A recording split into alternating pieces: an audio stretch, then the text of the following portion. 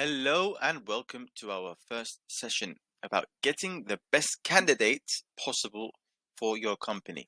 Now, it's obviously important to find the correct kind of talent, but why not try and get the best of the best rather than someone who's mediocre or even below average? So, this is made for that type of reason. It's not just about hiring candidates, it's about trying to sift through the average to get the best. All right. So first of all, let's talk about what it isn't about. So this is usually important, of course. No, it's definitely important, but it's not the secret sauce, if you like. So getting the best candidate is not simply about ad frequency. How many times you show the ad? Because if you show the ad in front of the wrong candidate, it doesn't really matter. It's not about cost per click. It's easy to spend money, but it's difficult to find the correct candidate for your money. It's not necessarily about targeting, although of course targeting is important, but targeting alone won't get you the correct kind of candidate. And lastly, it's not only about click-through rate. So getting the right amount of clicks through to your ad doesn't necessarily translate into the correct top talent you want. So these factors are still important, like I said, but they are not needed. They are not needed on their own or altogether. So let me explain a bit more. So first of all, what's important is obviously having those previous slides I just mentioned, having a bit of that, right? Or just naturally you need to advertise your post, your job post, sorry. But what's also important is the presentation, how you present the job. So if it's in a way you present and it's not optimized, you're less likely to attract top talent. So, for example, if you just show this is the job, this is the salary, this is what you're going to get, it's just like every other posting. You're not really selling your company and why you should work at it. So, top candidates have an abundance of companies to choose from. Now, this is very important. You have to realize this that it's not how it used to be, especially if you're a programmer, for example, PHP developer. There's lots of companies that require that skill. And if you're top talent, the candidate actually has the upper hand. We have to be honest. Because they are the talent and you need the talent. And that great talent pool it dries up if they're in obviously placed in companies already. So it's important to not only talk about your job posting in a boring way, but give the candidate a flavor of your work culture. Make it a bit more personable. To write, in a more of a friendly manner, in a way that can attract just a normal person to want to work at your company. Show them how your company culture is. Um, so also explain why your company is worth working for. Why is it they should choose your company? Why should the top talent come to your company?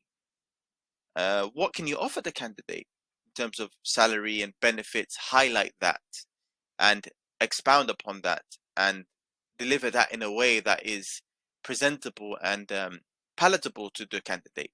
So, why should the candidate choose your company over the competitors? You don't have to mention the competitor's name, of course, but you can explain we are the best company because of X, Y, and Z. Most other companies don't have X, Y, and Z. You get the picture. So it needs to be a beautiful post. I want to say it like it means something. It's an ad. See it as an ad, and you need to optimize. You need to solidify how you communicate to your candidates in a way that attracts top talent. Great. And the last point is bad job posts can lead to candidate rejection.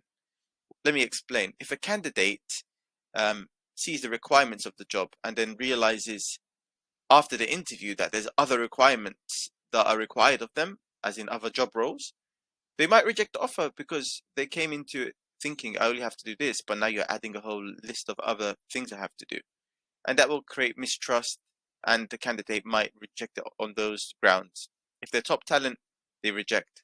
If they're desperate for a job, then they might not, but you don't want somebody who's necessarily desperate. You want somebody who has options because they're great, right? All right, let's move on to the next part of that secret sauce. Not just the presentation, we need dedication. Having someone dedicated to one thing produces better results. I mean, it's common sense, right? So, for example, if you do cold outreach to top talent, somebody who's always calling or messaging talent that's already out there rather than just posting an ad, you're more likely to attract more eyes and more skillful candidates to that job role. So think about it. A dedicated programmer is obviously better than a dabbler and produces better results, right? That's in the programming world. In the terms of recruiting, somebody who is dedicated, say like your HR, the team, are they dedicated or are they stretched? Are they dealing with internal issues as well as trying to recruit for lots of jobs?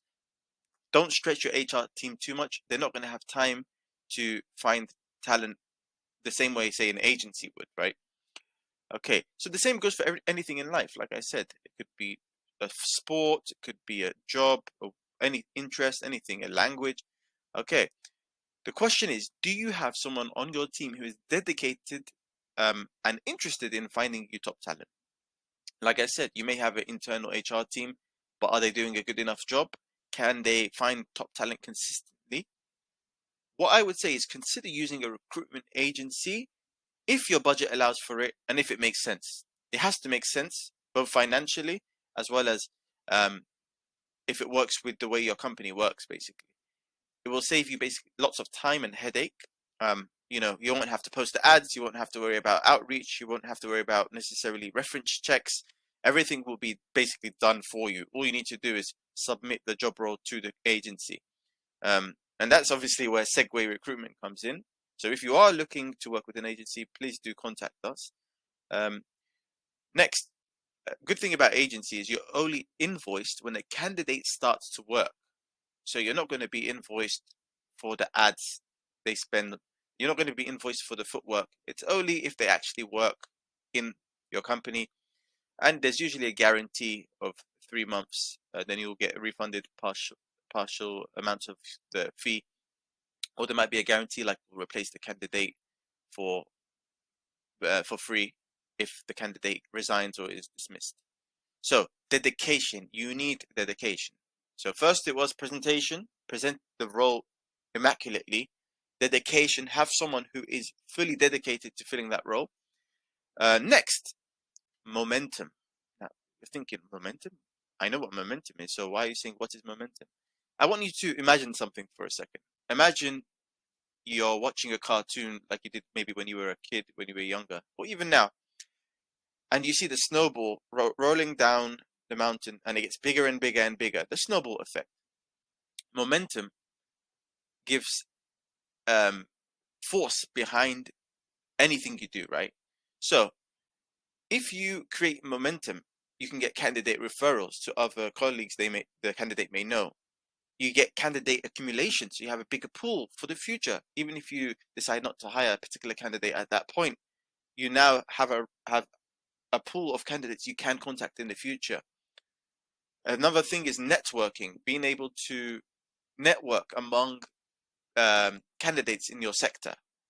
Once the momentum comes in, candidates will come flying in.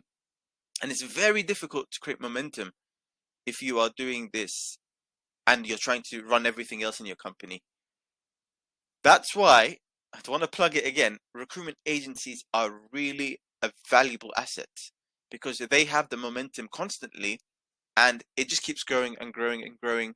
They have the outreach, they have the reputation, and they have the ability and tools to reach those candidates you might not be able to reach or could do so, but with great difficulty, time, and money spent. So momentum is important. So we have presentation, how you present, dedication, how dedicated you are, creating momentum so you can get better candidates and lots of candidates coming in. And lastly, we have process.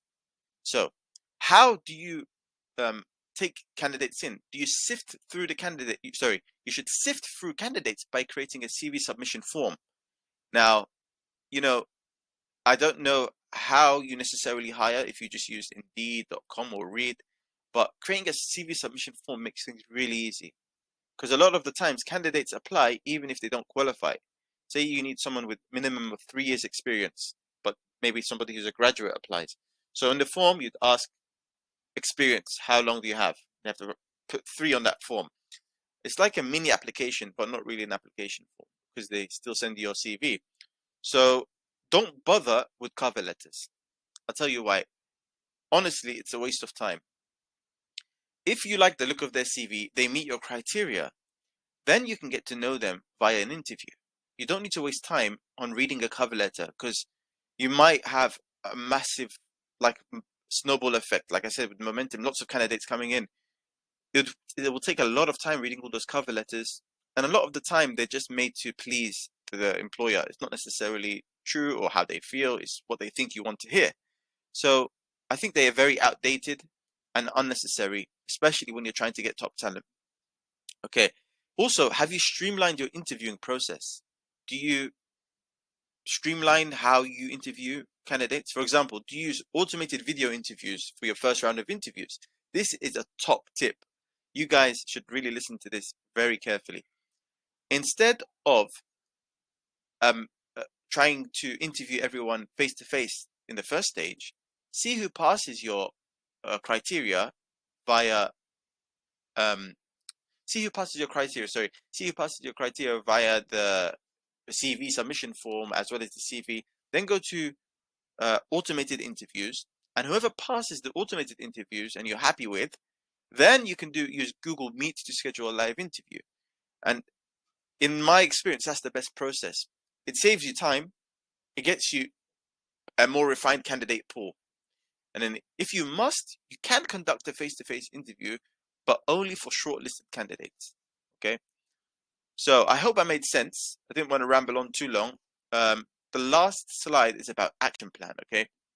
So number 1, work on how you present your positions. Don't just post anything. Number 2, find someone dedicated to work on filling your role. For example, Segway Recruitment, we can help you out if you do need some help. Number 3, agree on some. Oops, this is not meant to be here. Why is this here? Feed on momentum and build up your momentum and refine your process. Agree on punishments and rewards. That must have been the pre template for this. So that doesn't go there. All right, guys. So yes. So number 4, feed off the momentum you build up, and then number 5, refine your process. Make sure your process is good. Well, I hope I made sense, and I hope you guys got some value from this. If you do have any questions, do feel free to contact me at contact@segwayrecruitment.com. I'll be happy to help.